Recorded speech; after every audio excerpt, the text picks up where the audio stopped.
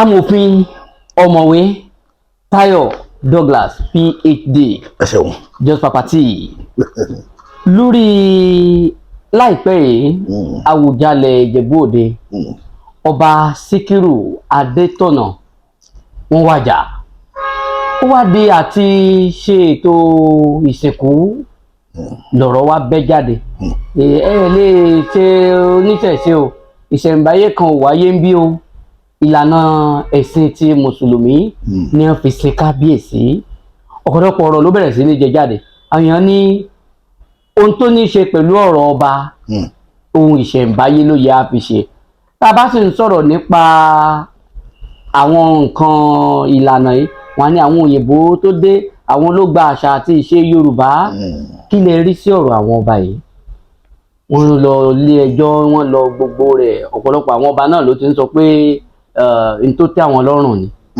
ìyẹn ó rí bẹ́ẹ̀. ṣé ẹ rí ó yẹ kọ́rọ̀ ìtì ẹ̀ fa wàhálà rárá ìdí ni pé Yorùbá bọ̀ wọ́n ní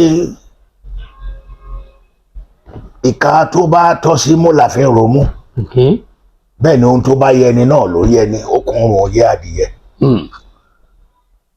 Ìlú iná ni a ti gbọ́ ìtàn nípa àwọn babalá wọn pé méjì tán bá bí ìbejì láyé àtijọ́ wọn á pa wọ́n dànù wọn á gbé mìíràn wọn á bẹ́rì wọn alive nítorí pé nǹkan àbàmì ni wọ́n rí ní ìlú ńgbà yẹn gbọ́ bí èrò pé nìkankan ṣe àkíyèsí àwọn èèyàn sí irú àṣà yẹn títí di 1923 àbí àmì 1823 nígbà tó ní Mary Slessor wá dé wọ́n ní Mary Slessor wá ní pé kọ́ṣọ̀ burúkú ni kọ́ṣọ̀ yín yìí ètò olóńgbò pé èèwọ̀ ni kí obìnrin bí ìbejì jẹ́ bí máa pa pé mọ́wọ́lù so wọ́n nígbà yẹn náà wá stop pípa àwọn ìbejì títí di òní kọ́ṣọ̀ má gbàgbé pé kọ́ṣọ̀ ni o àṣà wa ni pé ká pa ìbejì nínú ìlú nítorí pé èèmọ̀ ló wọ̀lú ká má rí èèwọ̀ ni àṣà ni o nígbà táṣà yẹn dẹ̀ wá ń lọ tó ń lọ tí ọ̀làjú òyìnbó kan dé tó dẹ̀ sọ fún yín wípé ọ̀rọ̀ burúkú ni ẹ máa ń dánwò ìkẹ́ kò sí nǹkan tó ní ìbejì ràn kì í ṣe nǹkan burúkú ó dẹ̀ stop àṣà yẹn kí ní dẹ̀ ṣe gbà sí Mary Slessor lọ́nà nígbà yẹn lọ́dún náà lọ́hùn kí ní dẹ̀ ṣe sọ pé Mary Slessor tiẹ̀ ló sọ àṣà ìlú wa níbí ni pé ká máa bẹ̀ orí àwọn ìbejì tí wọ́n bá ti bí wọn ká lé ìyá wọn kúrò lótó wọn bí abàmì ọmọ kí ní dẹ̀ tẹ̀ fi ṣe ń jìnnì ni. So it goes to show to you that nothing is permanent in life. Culture is not static. Culture is ever subservient to changes. Changes is the permanent feature of culture. It's not static at all. Now, come on, move láti bẹ̀. Tí àṣà bá ti ń di wípé olórí gbé orí ọlọ́run gbọ́rùn aláwògbáwo tó ti fúnyàn ní ìdààmú mi rò pé yẹn ń jẹ́ àṣà mọ́ so orí ibẹ̀ yẹn ni wọ́n ti ń tò bọ̀ díẹ̀ tí Ìgbò nìkan la kàn sọ nílẹ̀ Yorùbá láyé àtijọ́ tó o bá sanwó orí ọmọ obìnrin ó sanwó orí ẹ̀ fún èyí bàbá àti ìyá tó bí òkè mọ́lẹ̀ ò lọ fún lóyún ọmọ tó bá bí ìwọ kọ́ ló ní bàbá ẹ̀ ló lọ́mọ. Àṣà Yorùbá tẹ́lẹ̀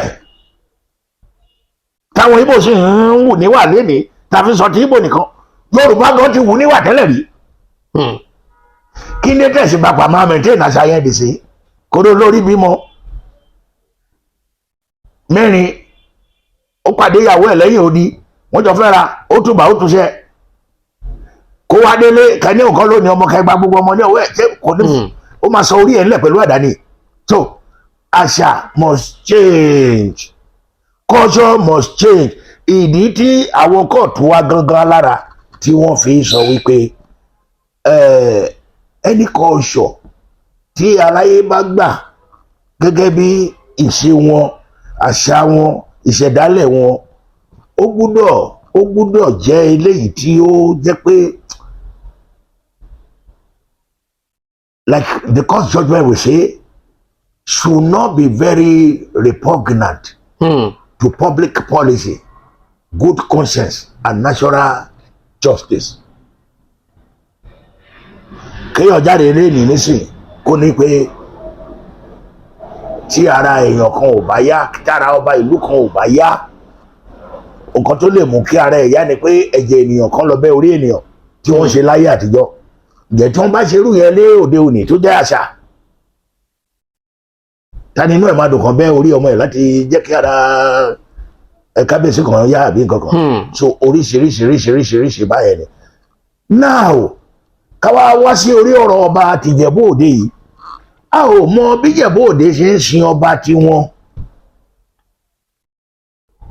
Bóyá wọ́n ń bẹ̀rẹ̀ ọba ni o, ọ̀tọ̀ wọn bá kú wọn á já orí ẹ̀ wọ́n á já ẹsẹ̀ o, a ò mọ̀. N ta kàn ń gbọ́ nísìnyí ni wípé ìlànà ìṣẹ̀ṣe ni àwọn fẹ́ fi sin ọba, pé wọ́n dẹ̀ ní wọn nígbà wọn láyè, inú wa ń bí wọn, ó wá dá wàhálà ńlẹ̀ sílùú. Mo rò pé kí bàbá yìí tó kú, kí Àwùjalẹ̀ tó kú, ní ọ̀rọ̀ yìí má ti wáyé o. Tó ní tóun bá kú, kò sí ẹni gbúdọ̀ sí òun ní ìlànà kankan ju ti Muslim lọ o. Kí ń dé tẹ́ ẹ̀ ṣe bá Àwùjalẹ̀ fà á nígbà yẹn àbí kẹ́tẹ́ yọ ní orí oyè. Ebi bára ìlú bá láwọn ọ̀fẹ́ nìkan lóye, bóyá kí ìjọba lè bá wọn yọ ẹni yẹn lórí oyè. Ó ṣe wá jẹ́ pàtàkì Àwùjalẹ̀ kú lẹ́yìn iṣẹ́ wa jáde síta pé. Ṣùgbọ́n tó yẹ orí bẹ́ẹ̀, ọba tó jẹ lórí àṣà, tó jẹ lórí ewé, jẹ ní gbogbo rẹ̀, ó ẹ wá jẹ ìgbádùn ọlọ́lọ́ba dé tán, ó wá dìgbà olórí èèyàn kú òkú, ó wá di pé ẹ̀sìn míì ni. Wọ́n ṣe fi ẹ̀sìn àwọn èèyàn ní nígbà tí èèyàn ṣe, wọ́n ṣe fáìtọ̀, wọ́n ṣe àwọn mùsùlùmí kọ́ ló dé wọn ládé. Ìdí tí mo fi ní kó lọ bèrè bí wọ́n ṣe ń sin ọba níjẹ̀bú Òde nìyẹn. Bóyá tó o bá mọ bí wọ́n ṣe ń sin ọba ń bẹ̀, àbí tí n bá mọ̀ àbí tẹ́nì kankan nu wa bá mọ̀, bóyá ń gbà yẹn la lè sọ pé ọba jàre àbí ó jẹ̀bi. Ṣé òkú kan sìyàn lọ yìí ni kò dúró báyìí lọ́dà àbí kéèyàn kan kò kán sí àbí? Ẹṣọ́ yẹ kó fàjà ni, kó yẹ kó fàjà. Ṣùgbọ́n kìnìún kan lè mú ọ̀dájú o. Ní ilẹ̀ Yorùbá yìí rí, wọ́n ṣe ètùtù ní ìlú kan wọ́n ń pè ní Ẹfọ̀n Alàyè, ó wà lẹ́gbẹ̀ẹ́ Iléṣà bẹ́ẹ̀ bẹ́ẹ̀ ti ìpínlẹ̀ Èkìtì ló bọ́ sí lẹ́yìn. Ọba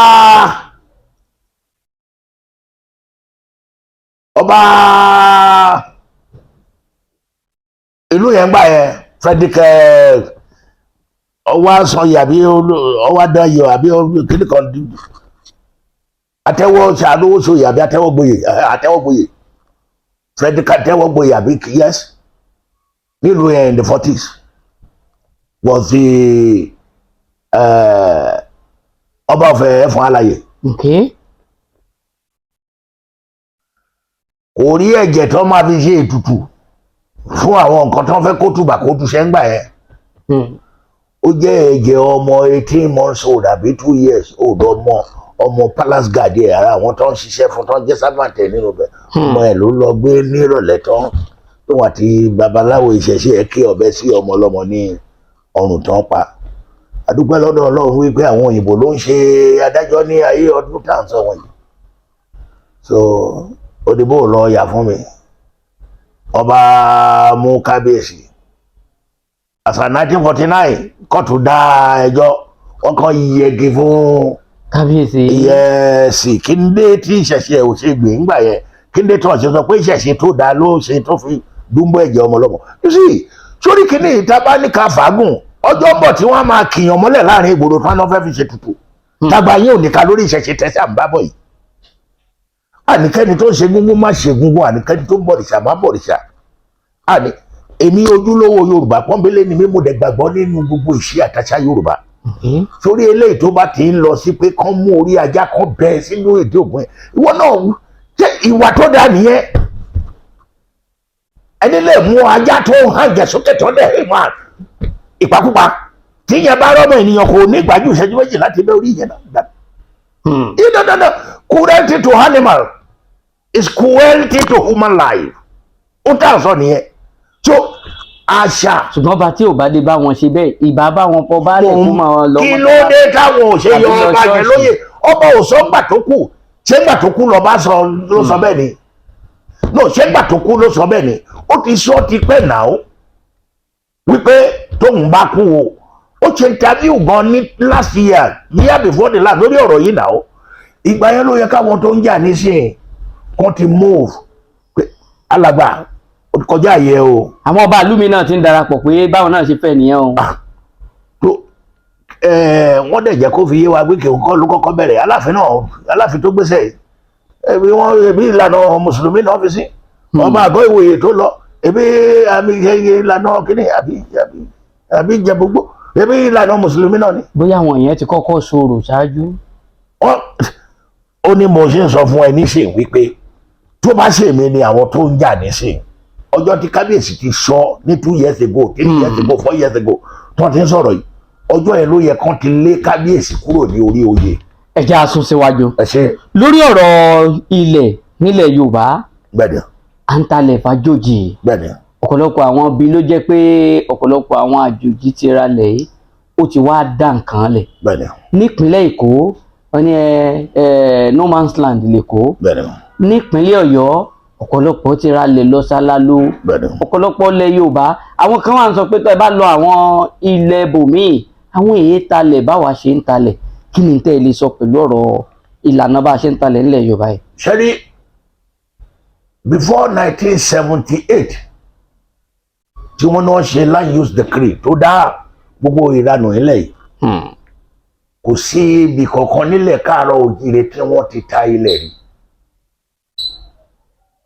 a kì í ta ilẹ̀ nílẹ̀ Yorùbá ohun èèwọ̀ ní kí ojúlówó Yorùbá kó ta ilẹ̀ fún àlejò àjòjì even kó má ṣàjòjì kọ́mọ Èkìtì wá fẹ́ wá sí Ìbàdàn kó wá fi Ìbàdàn ṣe ilé ibi tó máa gbé before 1978 kò lè ra ilẹ̀ láràpá nínú ibẹ̀ lease wọ́n yà ń lẹ̀ ní. wọ́n á yà ń lẹ̀ ní lease ìdí tó fi jẹ́ lease hold ló wà lọ́wọ́ gbogbo everybody nílẹ̀ káàárọ̀ oòjíire lówó yìí wọ́n jẹ́ ká má tó wá sọ àwọn ẹlẹ́yà ibòmíràn. àwọn òbí wa nígbà yẹn àwọn òbí tó wáyé wọ́n believe pé ohun èèwọ̀ ni kí èèyàn ta ilẹ̀ wọn kì í ta ilẹ̀. Tolúwa nílé àtẹkùn rẹ̀. bẹ́ẹ̀ ni wọn kì í ta ilẹ̀ wọ́n máa ń fún nígbà tí wọ́n dẹ̀ wá bẹ̀rẹ̀ ọ̀rọ̀ láńtẹ̀nù ọ̀yì àmì láńdẹ̀ kínní wọn yìí láńyò sí tí wọ́n ṣe ní 1978 yẹn ní ilẹ̀ Haúsá ní gbogbo the whole northern region wọ́n ní law tí wọ́n pè ní land tenure law LTL land tenure law 1962 lára provision wọn yẹn 1962 yẹn ni wípé nobody has freehold kò sẹ́nikẹ́ni tó ní freehold títí di bí a ti sọ̀rọ̀ nílẹ̀ Haúsá anywhere leasehold and everybody ní. ṣebí land use ti wà àbí. bẹ́ẹ̀ni. 1978 kí ló dé tó ṣe follow land use yẹn. so ilẹ̀ Yorùbá yìí nìkan ni ọgbọ́n àmọ́ ìmọ̀jù ìwé àìmọ̀ ìmọ̀jù òun ló ti máa dààmú yín tá dẹ̀ dààmú yín sínú iná.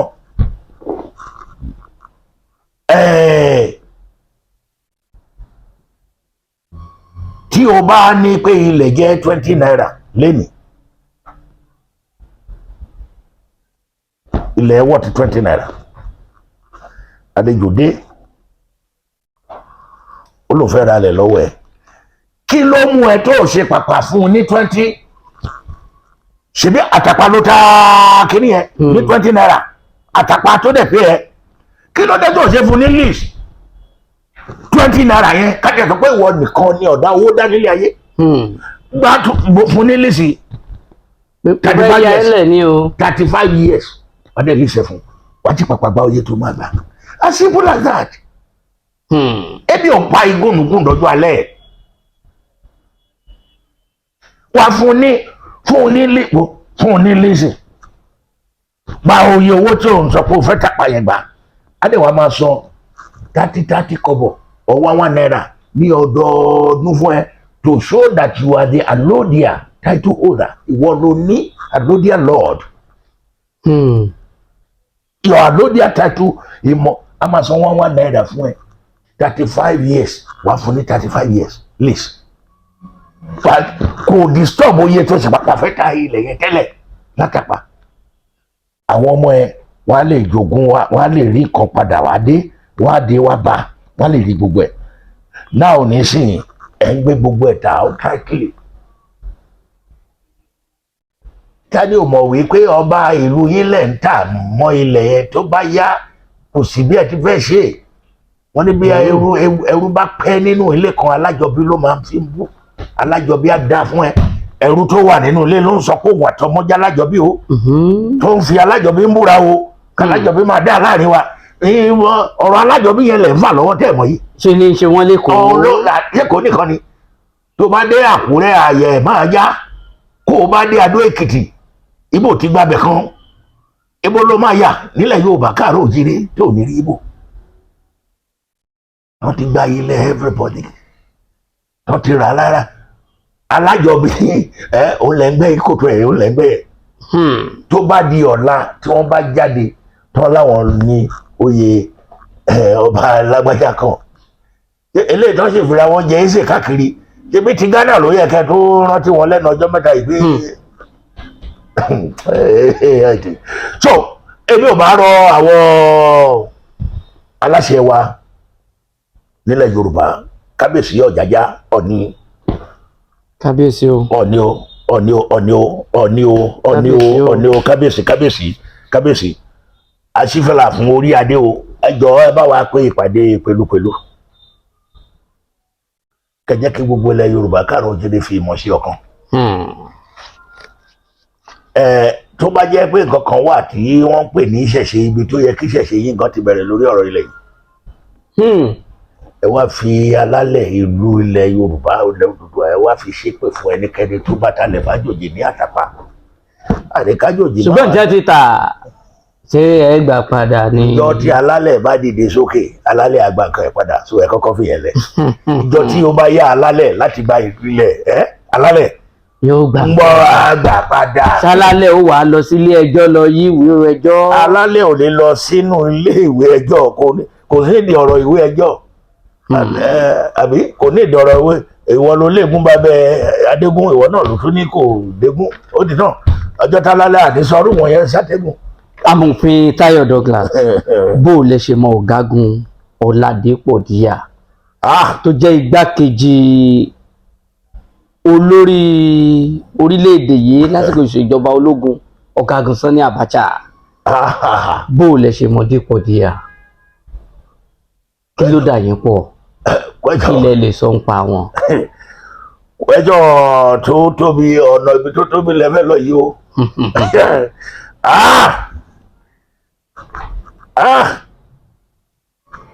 lórí ẹ jìnnà mo rí pé torí òkúta panẹ yẹn ló jẹ́ kẹ́ ẹ̀ ń rí lẹ́ ń béèrè question yìí at any rate kọ́lọ̀ kó délẹ̀ fún ọ̀gá kọ́lọ̀ tẹ́ wọn sí afẹ́fẹ́ rere ẹni mo lè sọ ni pé ọ̀gá mú mi gẹ́gẹ́ bí àbúrò ọ̀gá mú mi gẹ́gẹ́ bí àbúrò in fact tàbá sọ pé gẹ́gẹ́ bí ọmọ ni all right so bond yẹn gan ibi gan understand bó ṣe rí it's so much love me kó má dẹ̀ nífẹ̀ẹ́ mi mọ́ so ó mú mi gẹ́gẹ́ bí ọmọ ni bẹ́ẹ̀ ni. kí ló wá ṣẹlẹ̀ ní òkúta panel ẹ̀yin náà wà nínú àwọn fọ́tò tá à ń rí ilẹ̀ lọ ṣe. aláti lọ ń bẹ̀ nítorí kò ní tọ́nà kí ọ̀gá sọ wípé tó ń fẹ́ lọ ṣe ni káwa sọ pé a ò ní tẹ̀lé lọ. tẹ bá wo òkúta panel yẹn dáadáa ẹ rí i pé bàbá Kẹ́hìndé Ṣófọlá bàbá lọ́yà àgbà lọ́yà Kẹ́hìndé Ṣófọlá àwọn náà lédi kíní ẹjọ́ wọn lẹ́kọ̀ọ́ tó lédi òkúta panel táwa yòókù tẹ̀lé wọn ní a discover pé kò ní tọ́nà kí ọ̀gá pè wá pé nǹkan báyìí lòun ti ṣe ká máa tẹ̀lé. But left to me alone ká ní ọ̀gá fi tó mi létí ńgbà tó ń kọ petition yẹn bá ti wulẹ̀ pilẹ̀ sọ fún wọn wípé ẹ má kọ ẹ nídìí ẹ. petition kí ni wọ́n kọ. ọlọ́bàṣánú bàbá Ọbásanjọ́ ni wọ́n dé orí oyè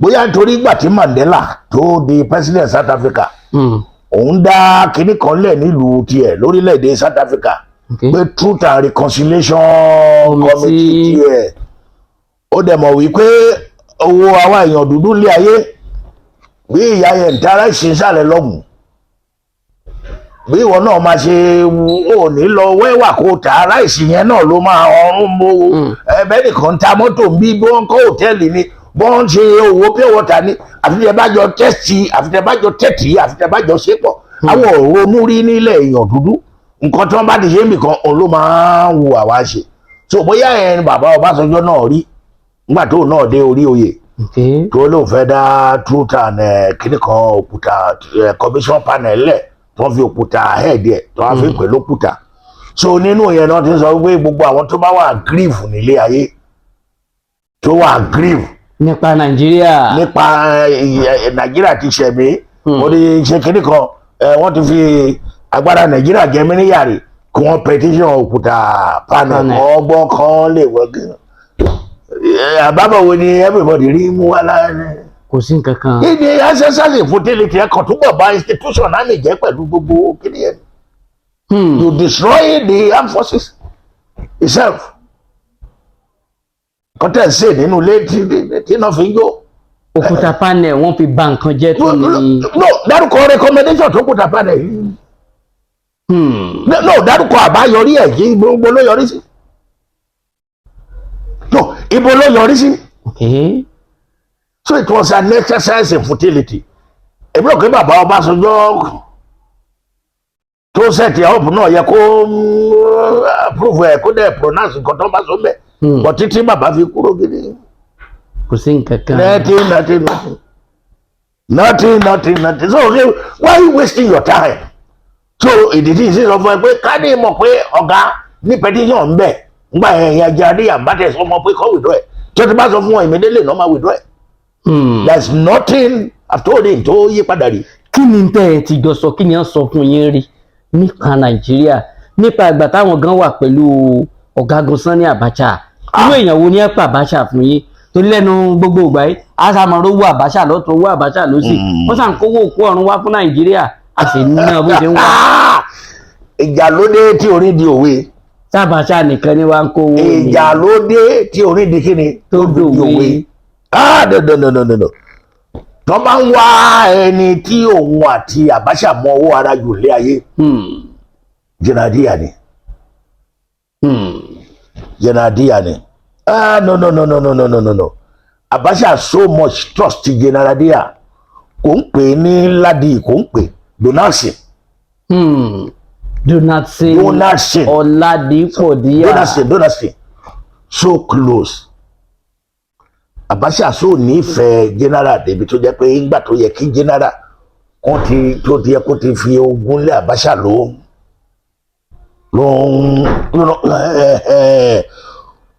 bí ọ̀rọ̀ ṣe wá yíwọ́ ní àárín wọn ó ní kò wáyé mi lè ṣe yìí. No. Lórí báwọn náà ṣe fẹ́ dìtẹ̀ gbàjọba. Ó ní mo fi sọ fún ẹ sórí gbogbo táìmù yẹn náà.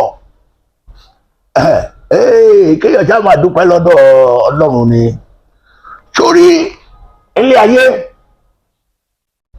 ẹni tí ò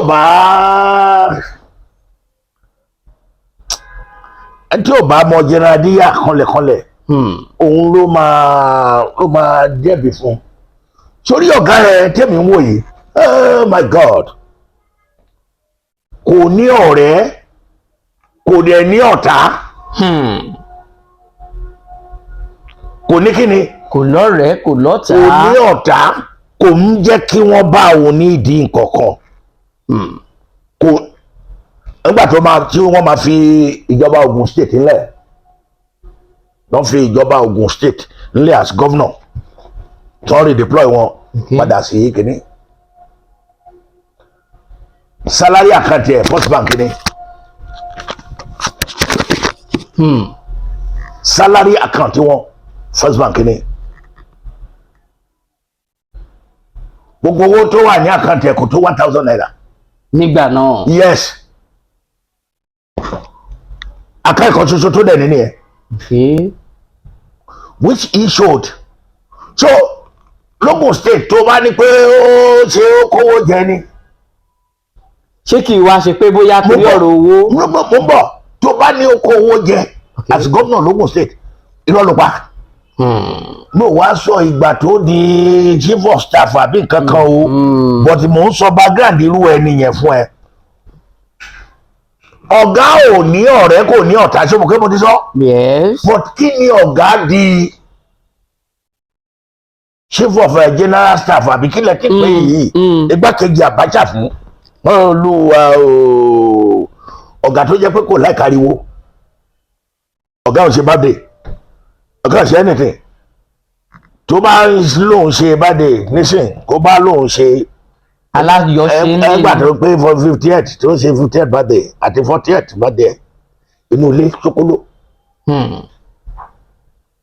àwọn èrò dẹ̀ ó ètì ariwo ó dẹ̀ ètì publicity wọ́n wá digbákejì bí ó ṣe digbákejì báyìí oríṣiríṣi ọ̀gá bẹ̀rẹ̀ sí ní oríṣiríṣi àwọn ọ̀rẹ́ tí ò ní rí ayé ti bẹ̀rẹ̀ àwọn ọ̀rẹ́ tí ò ní rí àwọn strange people tó jẹ́ pé come share any government gbogbo wọn ti di ẹni tó ń wá sọ́dọ̀ ọ̀gá gbogbo wọn ti di you know that kind of a thing ọ̀gá wá di ọ̀gá ìmíràn tá a mọ̀ mọ́ ọ̀gá tó jẹ́ pé gbogbo àwọn èèyàn tó bá wà nítòsí ẹ̀ nìkan ló máa fi ń ṣe ọ̀rẹ́ lọ́bẹ̀rẹ̀ wọn dáadáa ní gbogbo ibi náà bá ti not the whole command. Ọgbọ́n digbákejì Abacha. Ní gbogbo kìíní ẹ̀ wá dàrú. So it's not unlikely. Kò má jẹ́ pé lórí gbogbo játijàti yẹn ló ti rí gbogbo àgbákò tiẹ̀ tó ṣẹlẹ̀ ní gbogbo táàbí yẹn. Ṣùgbọ́n irú èèyàn wo ni ẹ pe Abacha fún yín nígbà tẹ́ ẹ jọ wà? Ok. Kì í tẹ́ sí àwọn nìkan. Nígbà tí a wà ní kaba sọ ti wọn. Okay. Kátẹ mú General Adisa. Abdulkarim Adisa tó ti kú. Abdulkarim Adisa ní wípé òun àti Abacha wọléwọ̀de ni wọ́n. Abacha gan fúnra rẹ̀ alára. Tó bá ń wá a disciplined human being nílé ayé. Kama Abacha. Which General Diya corroborated. Pé mi táwọn ti ń wá ìwàkúwà káàkiri táwọn á fẹ́ obìnrin méjì fẹ́ pé Abacha held on to one wife. But for you to know the kind of principled human being tí ó jẹ́. So tó bá ní Abacha yẹn ó lè pé àwọn fẹ́ wà interested ẹni tó kọ ní olè tẹ́ ń pè yìí. So wọ́n ní tí àwọn lè sọ ní. Nípa Abacha. Agbo, it was sitting like this. General Adisa, we were just talking. Wọ́n sọ ọ́ débi tí wọ́n sọ wípé àmì ìjọ tí ìyàwó Abiola tó ń yìnbọn pa ìyàwó Abiola ní Kudirat lẹ́kọ̀ọ́ tó kù. Abdulkarim Adisa wọ́n wà nínú ilé Abacha lọ́wọ́ nígbà tí inú fi ẹ́ dé wípé ìyàwó wọn ti pa Kudirat láàárọ̀ yìí ò ní Èkó nǹkan kan ìgbàtìgbà. Wọ́n ní tí ìyàwó Abacha máa kọ́kọ́ ṣe ni kó kọ́kọ́ bú sí igbe. Pé ẹni tó pa ọmọbìnrin ìrandíran ẹ̀ kò ní ní ìsinmi nílé ayé tí wọ́n máa fi kú. Pé kí lóbìnrin yìí ṣe tí wọ́n máa lọ pa. So Mariam Abacha yẹn gbogbo yẹn ń bú lẹ́ni o.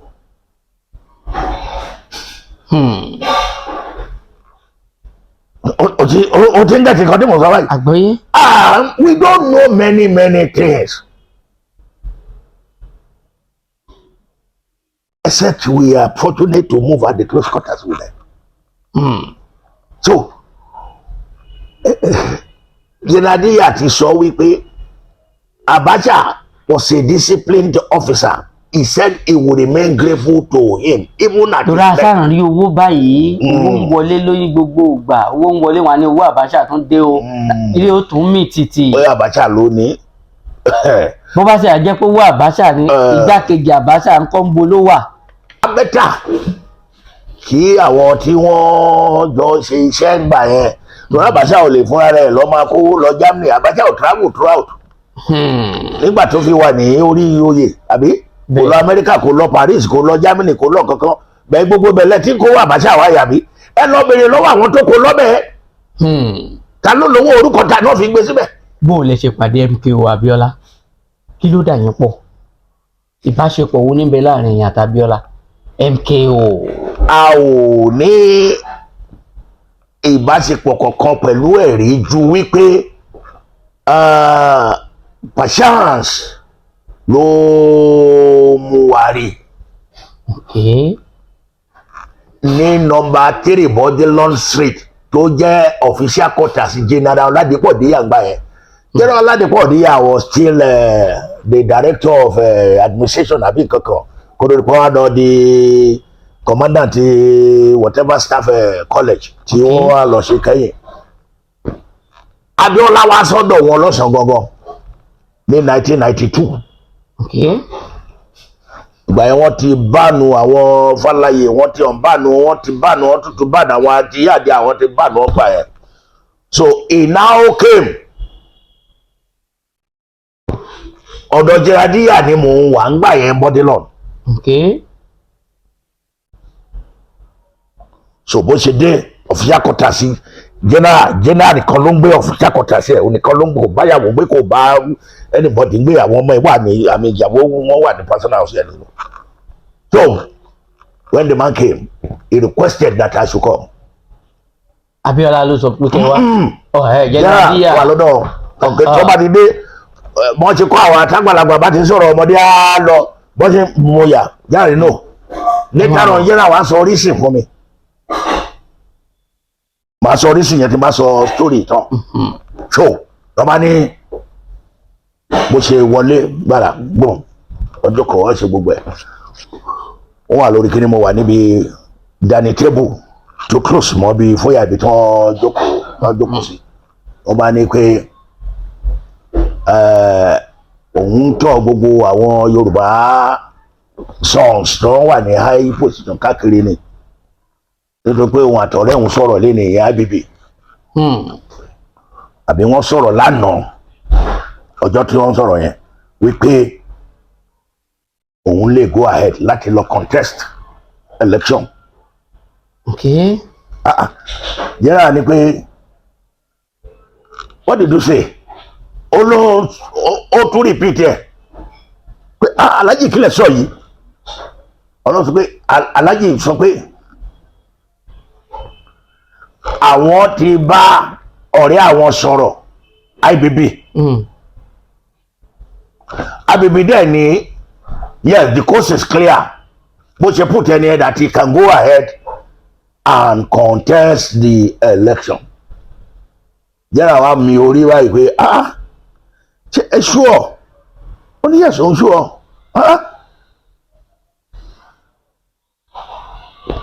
General wa ní okay tó bá ṣèmi lẹ́yìn náà kẹ́rí gbogbo àwọn misgiving tí àwọn sọ̀rọ̀ Yorùbá ní against yín yẹn nísìnyí tí cost ti clear fún yín láti lọ contest election gbogbo misgiving tí àwọn Yorùbá ní sí yín yẹn ń bá ní kẹ́ lọ clear gbogbo bẹ́ẹ̀ area yẹn ẹgbẹ́ misgiving wo ó ní number 1 irú ọba Iléṣà tó ní ẹgbàyàwó òun yẹn ń bá sọ wípé kẹkàn sọ síta pé irọ́ ni o kò sígbà kankan tí òun gba ìyàwó èkó rẹ̀ sígbà kankan tó ń kọ lẹ́tà sí ọba yẹn pé kó dá owó òun padà o òun tẹ̀ fún ọba ní owó pé báyìí ni wọ́n ti ń ṣe tí ìlú fi ń mọ́ pé because Yorùbá rèsìlẹ̀ bàjẹ́ yẹn nínú àwọn èèyàn ọ̀dẹ̀ ní dùn sí gbogbo kínní yẹn Abiola wa bú sí ẹ̀rín ó rẹ́rìn ó ní jẹ́ rárá ọmọbìnrin yẹn beautiful púpọ̀ tó bá ṣe wọn náà ní wàá fẹ́. bó ṣe fi ọ̀rọ̀ òótọ́ ṣe àwàdà yẹn ọmọbìnrin yẹn beautiful púpọ̀ tó bá ṣe wọn náà ni. so ó ṣá ṣe tiẹ̀ on the second one yóò àwọn Awólọ́wọ̀ family wọ̀nyẹn kàn lè sọ pé ẹ lọ weekend kan identify ara yín pẹ̀lú ìyá Awólọ́wọ̀ HID so kàn lè mọ̀ wípé there's nothing wrong between Awólọ́wọ̀ family and kiri Abiola mi orí ó burú sí ẹ̀rí and he left. He didn't say anything. He left. So it was after he has gone.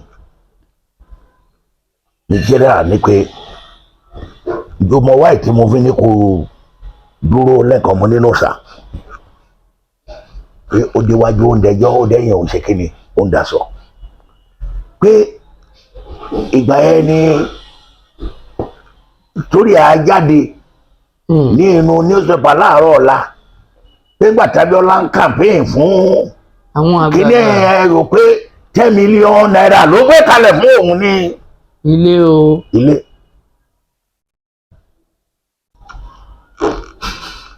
wọ́n sì drop nǹkan kan.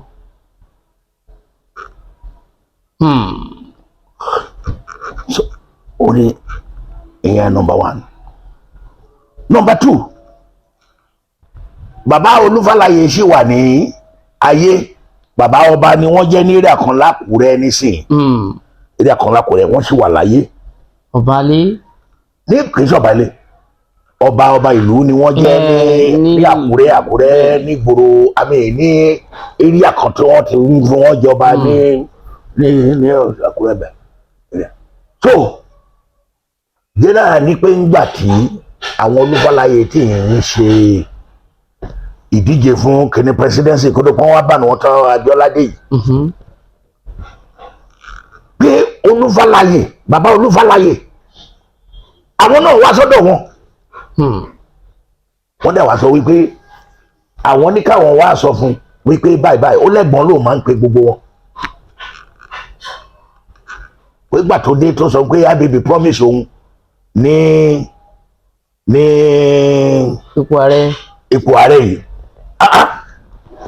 wọ́n láwọn ò lè sọ fún pé wọn ò lè sọ fún wọn pé kọ́ dákẹ́ wọ́n láwọn sọ pé ẹ̀gbọ́n ṣe ṣú ọ̀kan tẹ̀ sọ yìí wọ́n ní ẹ̀ ababy ní kẹ́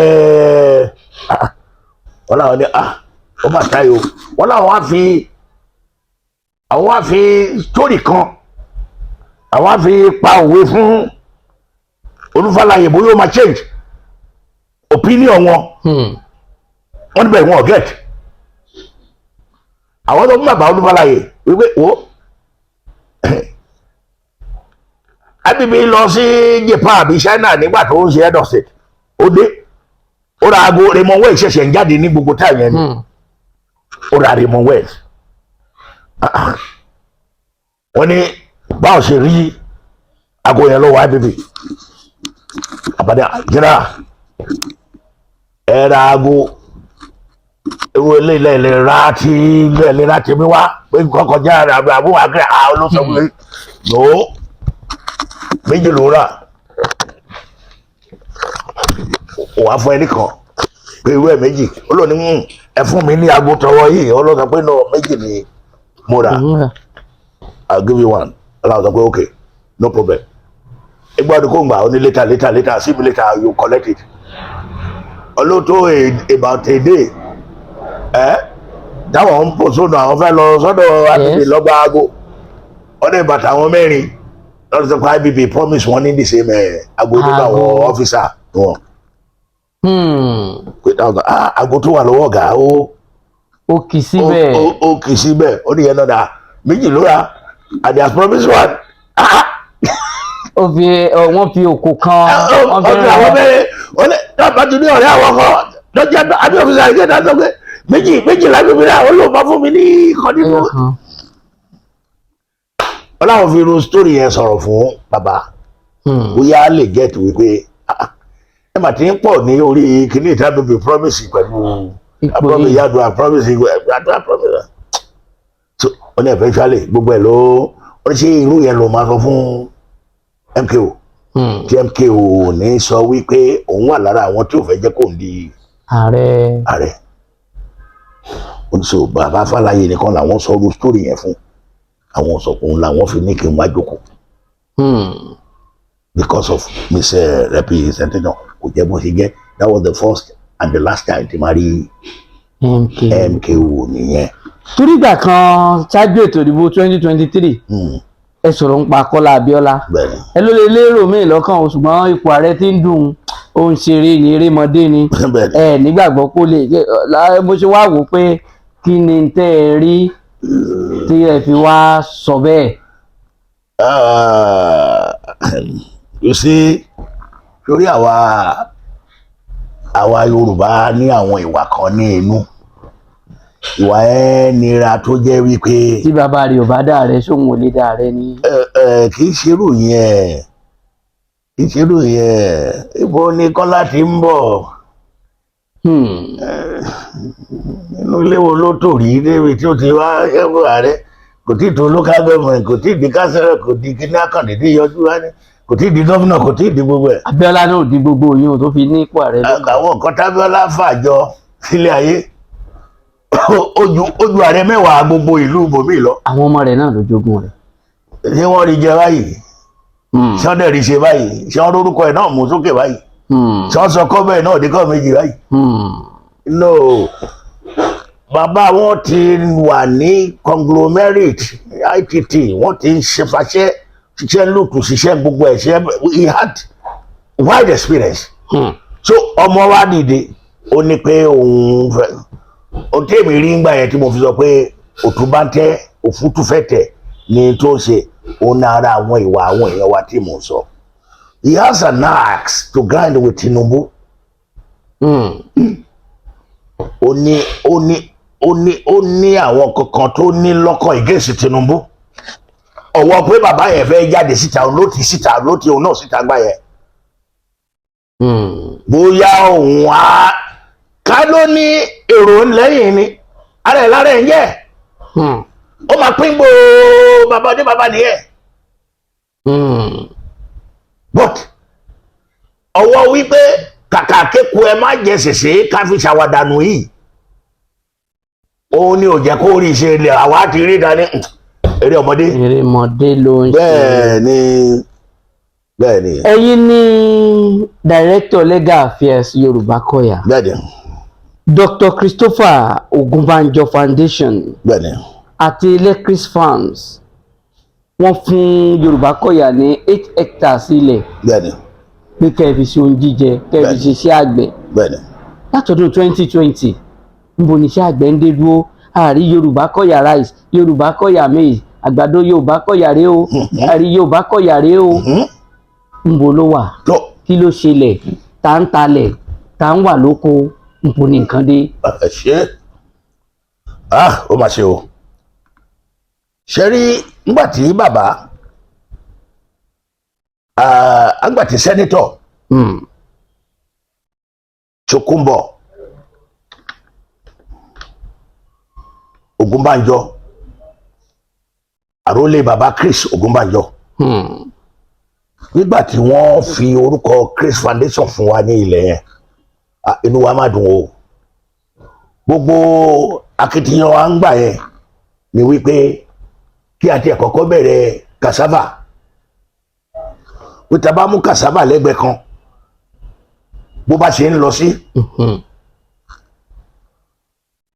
from there a máa bẹ̀rẹ̀ pilot scheme gàrí bí wọ́n ṣe máa fi ṣe gàrí fún wa tá a máa fi gẹ̀ẹ́tì ẹ̀ débi tó jẹ́ kó máa jẹ́ bẹ́ẹ̀ ni so àwa bẹ̀rẹ̀ fámì yẹn a ṣe gbogbo ẹ̀ ọ̀tọ̀ owó ni pé tí òun ò bá sí nílé ẹnikẹ́ni má dábàá òun ìgbà yẹn kedere náà ni àwọn tí wọ́n ní wọ́n jẹ́ Yorùbá leader míì níbo míì tá a gbọ́dọ̀ dárúkọ wọn tó ti ń gba owó àwọn ọmọ ọlọ́mọ ní diaspora tí wọ́n ná owó nàkúnà tí wọ́n bẹ̀rẹ̀ sí ní tàn àwọn ẹni ẹlẹ́ni jẹ pé October 2021 náà máa fún wọn ní òmìnira kìíní kan December náà máa fún wọn ní òmìnira tí òmìnira náà ni wọ́n nílé ní nísìnyí Yorùbá nìṣẹ́ wọn náà nílé ní o so àwa ní pé ká yọ ara wa kúrò nínú rádaràda yẹn ká má gba owó lọ́wọ́ anybody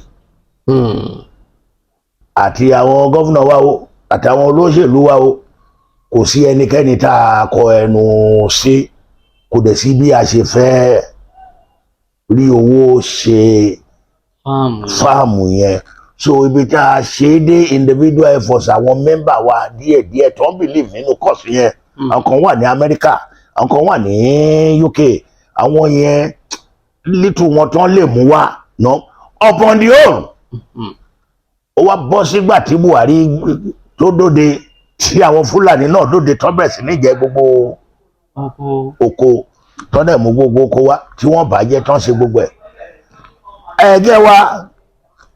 ẹ̀gẹ́ wa a ti ń ṣe ẹ̀gẹ́ díẹ̀díẹ̀ a ti ń ṣe ẹ̀gẹ́ díẹ̀díẹ̀ ńgbà yẹn kó rò pé ìjákulẹ̀ yóò dé a tẹ̀ tí ń ṣe gàrí so láti lè mú kí gbogbo ẹ̀ wà tó tà láàwá ní títí di bí a ti ń sọ̀rọ̀ ní ọwọ́ yìí tí gbogbo ẹ̀ fi. ilẹ̀ kan wà ń bẹ̀ báyìí. ilẹ̀ kan wà ń bẹ̀ ni ó a rí owó láti plow a rò wípé a tiẹ̀ máa rí ọ̀nà láti rí tractor from donors everything kó lè mú kí iṣẹ́ yẹn kó rọrùn fún àwọn labourer wa even nígbà tá a ṣe oko ẹ̀gẹ́ yẹn lásán individual nu wa ló ń sanwó tí a fi ń fún àwọn tó ń tu koríko everything kankan nínú bẹ̀. ṣé ò wá di pé Yorùbá tó fẹ́ kọ̀yà. bẹ́ẹ̀ni òun gangan padà ló wá rí yàhẹ́ ibi tí ọ̀rọ̀ tá a ti bẹ̀rẹ̀ lẹ́ẹ̀kan nìyẹn tá a sọ fún ẹ ní wípé a fẹ́ dá dúró ṣé ń ṣe pé ọ̀mùtí ló ń sọ̀rọ̀ a fẹ́ dá dúró gàrí la ṣe tiyẹn o oko la ṣe tiyẹn o so ta ni máa kówó ẹ̀ lẹ̀ ta ni máa ṣe gbogbo ẹ̀ lẹ̀. ẹ bá láǹfààní sààrẹ Bọ́lá Tinubu kí ni tẹ́ ẹ bá wọn sọ. ohun tèmi bá sọ ni wípé ìwé mímọ́ ní wípé ǹjẹ́ tí ìwọ bá ṣe rere ara kì ó wá yá ọ bí tó bá ti mọ̀ wípé ọkàn ẹ ó clear á ní ìsinmi then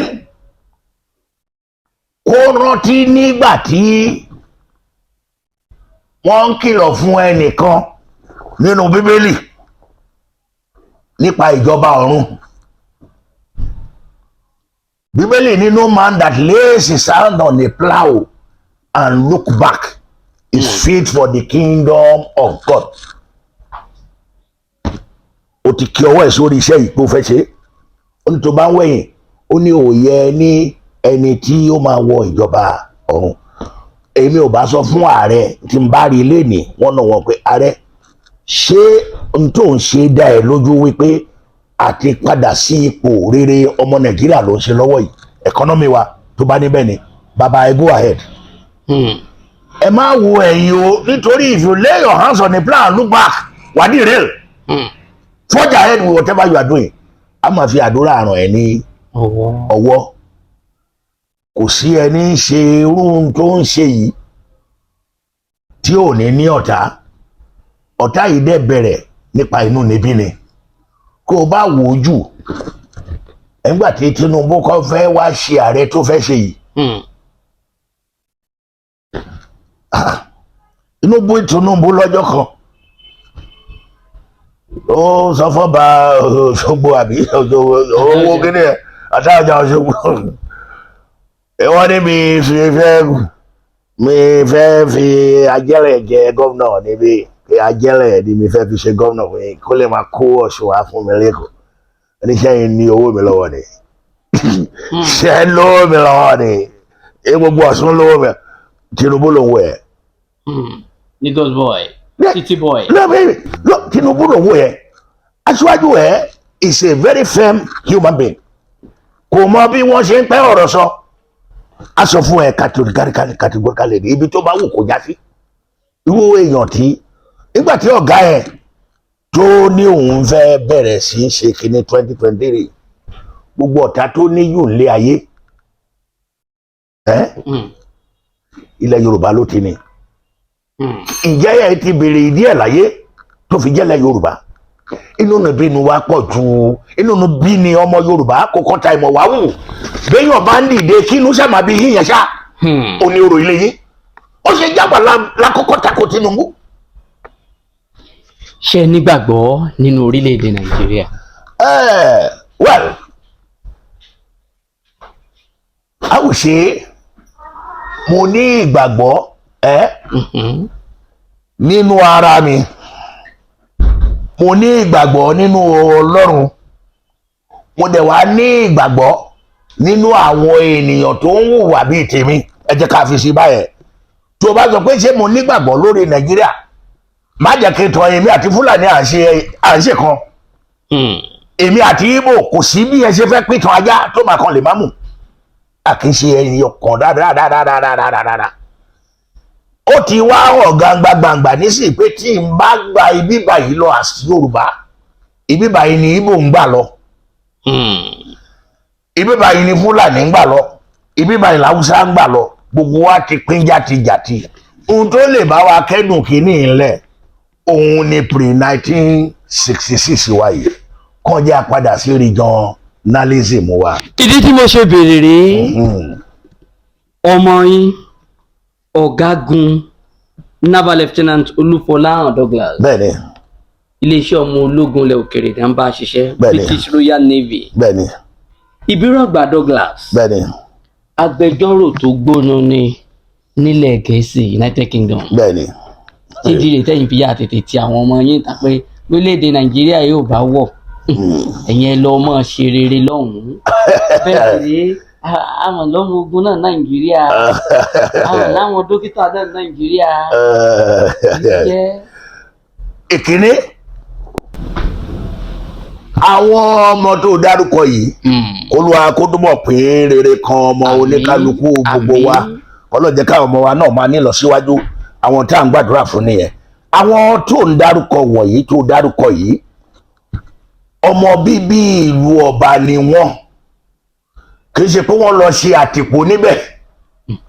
Ìbẹ̀lẹ̀ bí ọ sí. Kì í ṣe kò dìgbà tí n bá bí ọmọ sí lọ́nà kó tó jẹ́ ọmọ kó tó jẹ́ British citizen.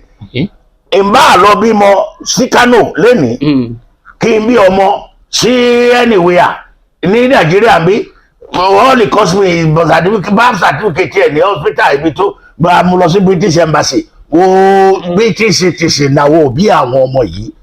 So they are báyìí bá tí wọ́n they are Britons. Kò ṣe pé mo bí wọn sí lóyìnbó náà tún wá ṣẹ̀ṣẹ̀ di gbogbo orúkọ tí. Àwọn ti dọmọ ọ̀hún. Ọmọ ọ̀hún ni wọ́n by birth. Ibi ó wù kí n tiẹ̀ bí wọn sí láyé.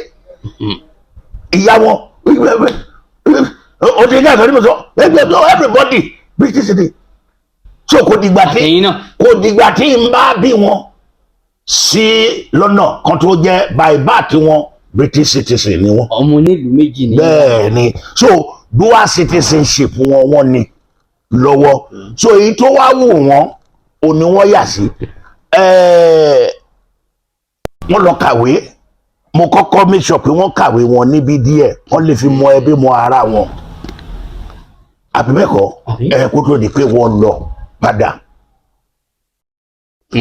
So nígbà tó dẹ̀ padà náà ṣe ó likely pé tí wọ́n bá wà ní inú ìlú ìlédè wọ́n lè má ti ríṣẹ́ lọ́wọ́ tá a wà yìí nígbà tí wọ́n ti ṣe tán wọ́n lè má ríṣẹ́, wọ́n lè má rí anything. Whereas èmi wọ́n jókòó sí wọn bó ṣe ń jáde ni wọ́n ti recruit wọn náà ti apply náà dẹ̀ ti rí wọn need àti mọ anybody lórí oyè wọn mọ minister kankan wọn mọ anybody. So n tó fa tí wọn nìyẹn kì í ṣe pé bóyá èmi ò nígbàgbọ́ ní orílẹ̀-èdè yìí. Kí ni àmọ̀ràn yín fáwọn olóṣèlú wa àti fáwọn aráàlú àtàwọn àgbààgbà Yorùbá gbogbo tí ẹ̀yin náà jẹ́ kan lára wọn? Àwọn ìmọ̀ràn mi nísìnyí ni wípé fún Yorùbá leaders especially and who are the leaders ìwọ ìgan leader ni ẹ náà. Àwọn ọmọ lèmi. Ẹ ò sọ ọmọ oníkálukú ló ní kan tó máa contribute sí ìdàgbàsókè ilẹ̀ àti ìlọsíwájú ilẹ̀ Yorùbá.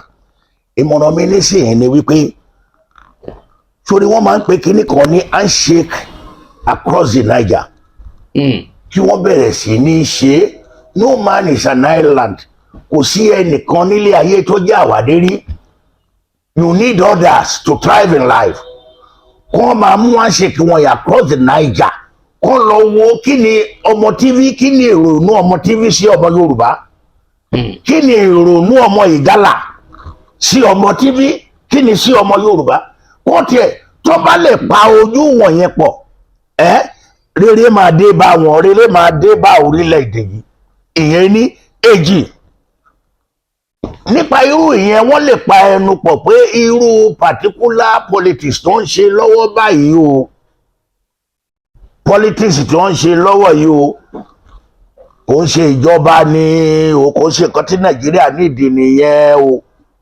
politics tẹ́nìkan tí ń gbé 16 million naira lọlé ní every month tí ó dẹ̀ jẹ́ pé agbára kákàlẹ̀ fi ń san 70,000 naira fún àwọn kan ní oṣooṣù ẹ̀yin náà ẹ̀rọ owó ẹlẹ́fẹ̀ẹ́ kógun wọ̀lú ẹ̀fẹ̀ kí wàhálà wọ̀lú ẹ̀fẹ̀ kí ìmọ̀ wọ̀lú sẹ́yìn gan ò ti fi ọwọ́ ara yín fa ìmọ̀ wọ ìlú so n bá rọ̀ wọ́n àgbààgbà gbogbo wa ní àpapọ̀ tí a bá lè rí àwọn tó rí wọn pé ní ẹlẹ́yà mìíràn náà ègé tí wọ́n lè rí sí pẹ̀lú wa kájọ jókòó ẹjọ́ ń bo ni kí a gbé ọ̀rọ̀ òṣèlú ìgbà ṣé ká ṣe ní part time legislation ni bí wọ́n ṣe ń ṣe nígbà 1950 wọ̀nyẹn ṣé kó má di wípé owó tí wọ́n fi ń ṣòṣèlú yìí bàbá owó burúkú ní sẹ́ 1 billion naira tí wọ́n bá gbé fún wọn lẹ́dí ṣé ó fẹ́ lọ fi máa tarú tẹ́tẹ́ burúkú yẹn tó bá dẹ̀ wá wọlé tán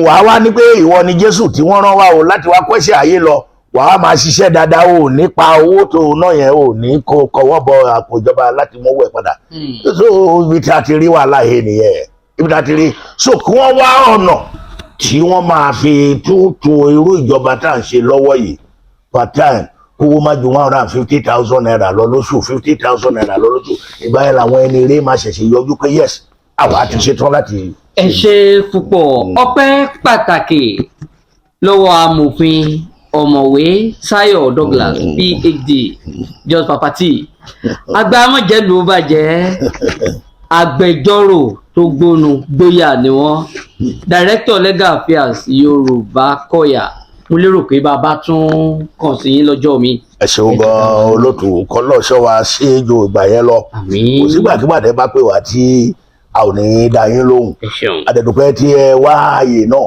tí ẹ fi wá ṣe fọ̀rọ̀ domitoro ọ̀rọ̀ tí a níyì iléeṣẹ́ yín náà ó máa gbòòrò lọ ní o kò ní jóná o ọlọ́run máa sọ agbára yín di ọ̀tun o ẹ ní ṣìṣe o ẹ ní ṣìrìn ẹ ní ṣìjẹ ẹ ní ṣìmọ bá tí gbogbo wa náà bá máa padà délé ilé ayọ̀ la máa bá o ẹ ṣeun gan ni mo dúpẹ́. ẹ ṣeun kò jẹ́bi tí a rí mọ lórí ètò òṣèlú láàárọ̀ yìí níkànnì adẹ́rìn pòṣónú ìkànnì fẹ̀yìn ẹ̀ 32 FM 94.9 tá a kalẹ̀ sí àjà kẹrin ilé àwọn àgbẹ̀ kókó àwùjọgbẹ̀ nílẹ̀ Ìbàdàn títí ọ̀la tá a pàdé lórí ètò gbàgede ọ̀rọ̀ àtọ̀sẹ̀ tó ń bọ̀ tá a tún pàdé lórí ètò òṣèlú Peter Ọlásùpọ̀ Captain P2 òun lórúkọ tèmi ó dìgbà kan náà.